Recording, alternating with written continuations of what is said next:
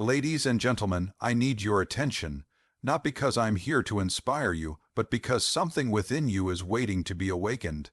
There's a kind of woman who doesn't wait for permission. She doesn't seek validation. She doesn't blend in. She builds, she burns bright, she leads.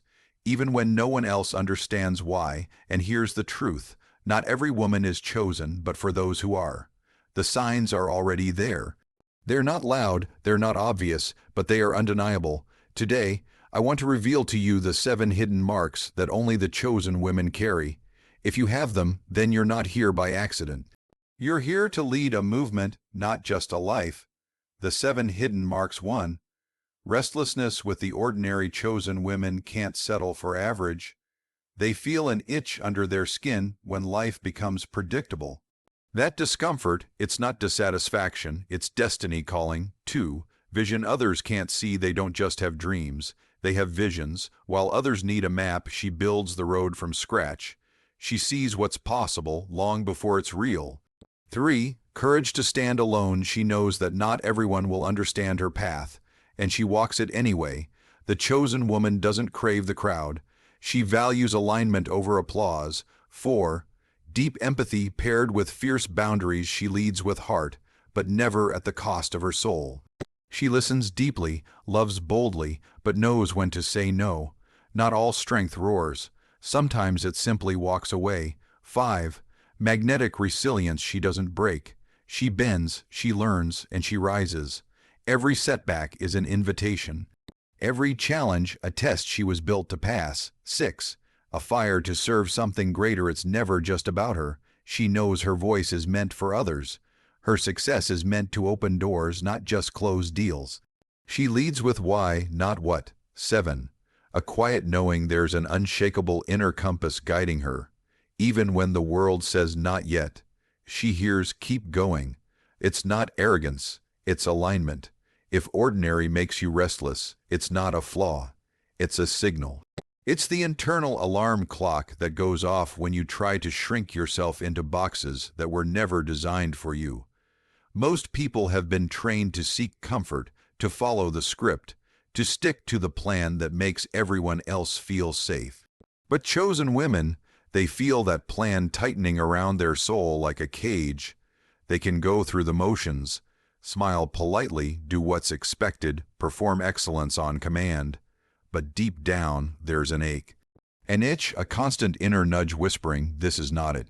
There's more. That restlessness isn't something to suppress. It's the exact proof that you're wired for something greater.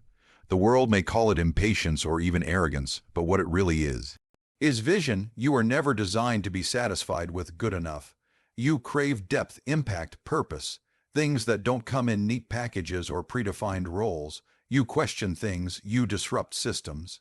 You want to know not just asterisk what asterisk you're doing, but asterisk why asterisk it matters. That hunger, it's what makes you dangerous to mediocrity. From the outside, it might look like you're always moving, never content, constantly chasing. But internally, it's something different. You're aligning with something bigger than routine.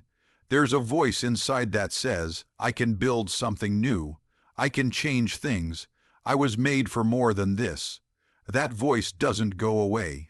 It grows louder in silence. It haunts you when you're trying to play it safe. Because safety was never the goal. Asterisk significance asterisk was.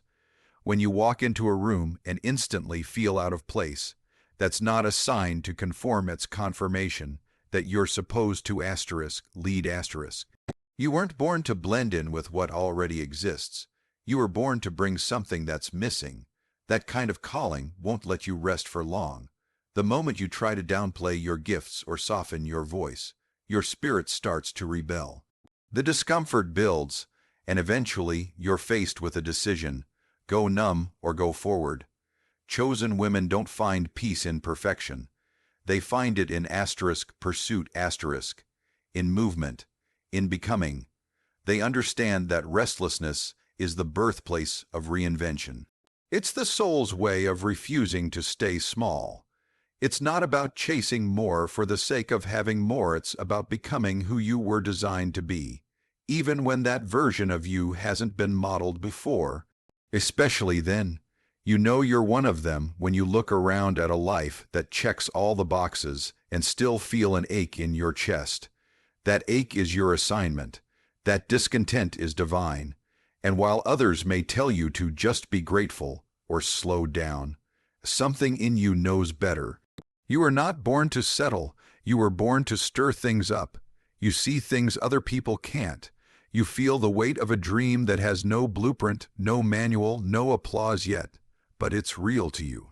It lives inside you like a fire that won't go out, no matter how many times you try to push it down to fit in, to be agreeable, to make others comfortable.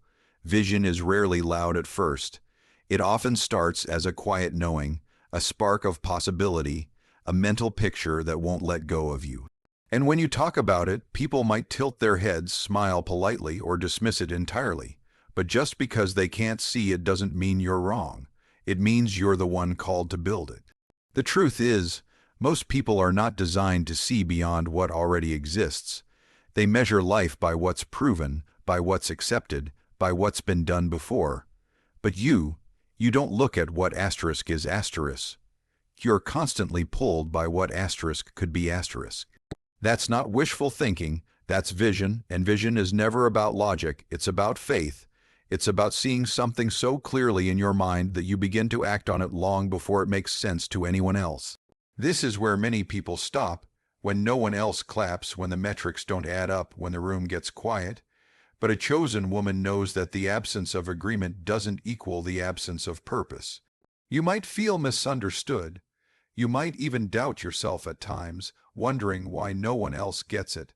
But what if they are not supposed to? What if part of being chosen means you were given a vision that's only meant for you to carry? You don't need a room full of approval to start. You don't need a round of applause to act. You need courage. You need conviction. You need to trust that the vision inside you is worth the fight it requires. Sometimes the loneliness of vision is the proof that it's unique. People will often try to talk you out of it, not because they're against you, but because they don't have the lens to see what you see. They're trying to protect you from failure, from risk, from being too different. But chosen women are not afraid of being different. They are afraid of being disloyal to the dream they were entrusted with. They would rather be doubted than diluted. They would rather walk alone in truth than blend in with comfort. When you start moving in the direction of your vision, you may not have immediate results. You may face resistance, you may even be met with silence, but none of that is evidence that you're on the wrong path. Vision demands discipline. It requires you to show up when there's no crowd, no praise, no certainty.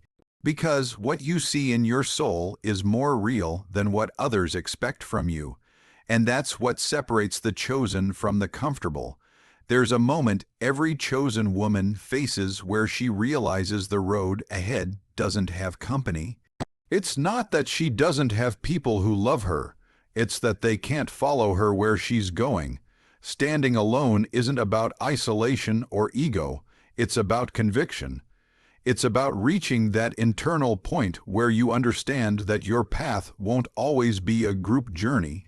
You can't wait for consensus. You can't wait for permission. You can't keep checking if everyone's still clapping. Sometimes the next level of your life requires a season where you walk alone, not because something's wrong, but because everything is about to become right. Being chosen means you see the world through a different lens. That lens separates you. You don't just accept what you're told. You question it. You don't settle for that's how it's always been. You challenge it. That kind of mindset will make you stick out. It will make you inconvenient in rooms built on compliance. It will make you intimidating to people who depend on sameness to feel safe. And while others may call you difficult, defiant, or dramatic, you begin to understand that standing alone is sometimes the price of standing in truth. You will likely have moments where you look around and wonder where your people went. Where the applause faded, where the support disappeared. This is not failure, this is refinement. Life will often strip away the noise so you can hear your own voice more clearly. It's in that quiet space, that uncomfortable middle, where your strength is forged. Where your clarity sharpens, where your identity detaches from being needed, liked, or approved, and starts attaching to something deeper, something unshakable. Standing alone doesn't mean you are lost. It means you are ahead. You're paving the way. You're clearing the debris. You're becoming the example someone else is praying for. That kind of leadership demands solitude, not because you're meant to be alone forever, but because there are parts of your journey that require no distractions, no dilutions, no outside opinions clouding your instinct. You need to hear your own thoughts. You need to feel the full weight of your mission.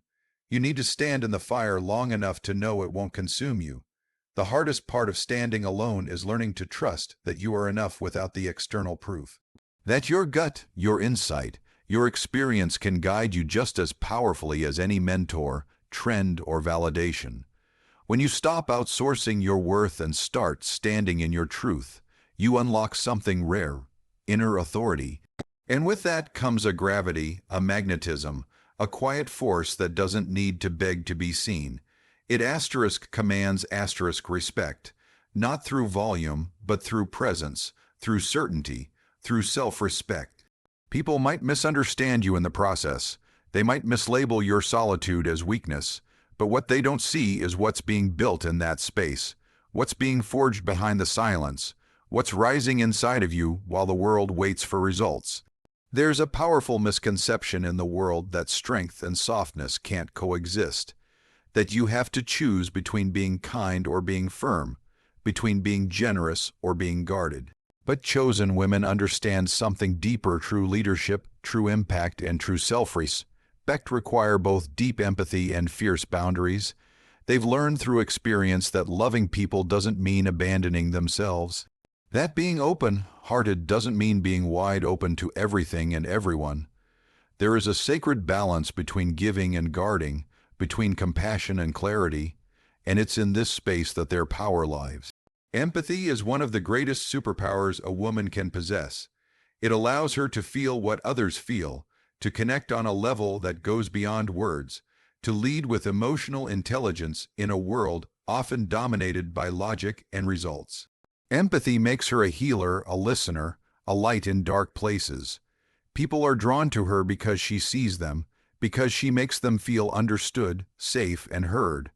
But chosen women eventually realize that their empathy is not infinite, and when it goes unprotected, it becomes a liability.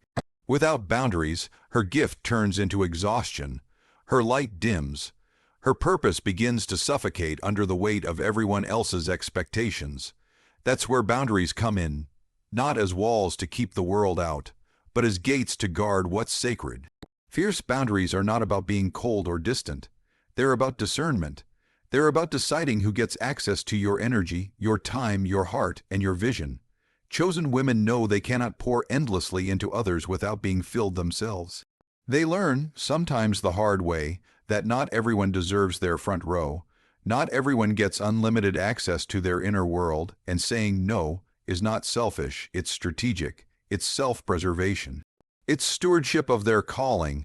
It takes incredible courage to walk in both empathy and boundaries, to sit with someone in their pain, yet not take it on as your own, to care deeply without carrying what isn't yours, to help without losing yourself in the helping. Many people won't understand this duality, especially those who benefit from your overextension. They'll call you distant, they'll say you've changed. But what they're really feeling is the shift in power, because now you're leading from fullness, not emptiness. You're giving from overflow, not obligation. Chosen women are no longer interested in being everything to everyone. They're interested in being aligned. They understand that protecting their peace, their energy, and their clarity is not a luxury. It's a necessity, because the clearer the boundaries, the stronger the impact. The deeper the empathy, the more healing they can offer, without self-destruction. They don't harden their hearts to protect themselves. They simply raise their standards. They redefine what access really means. They decide with love and conviction that not everyone is meant to walk every step with them.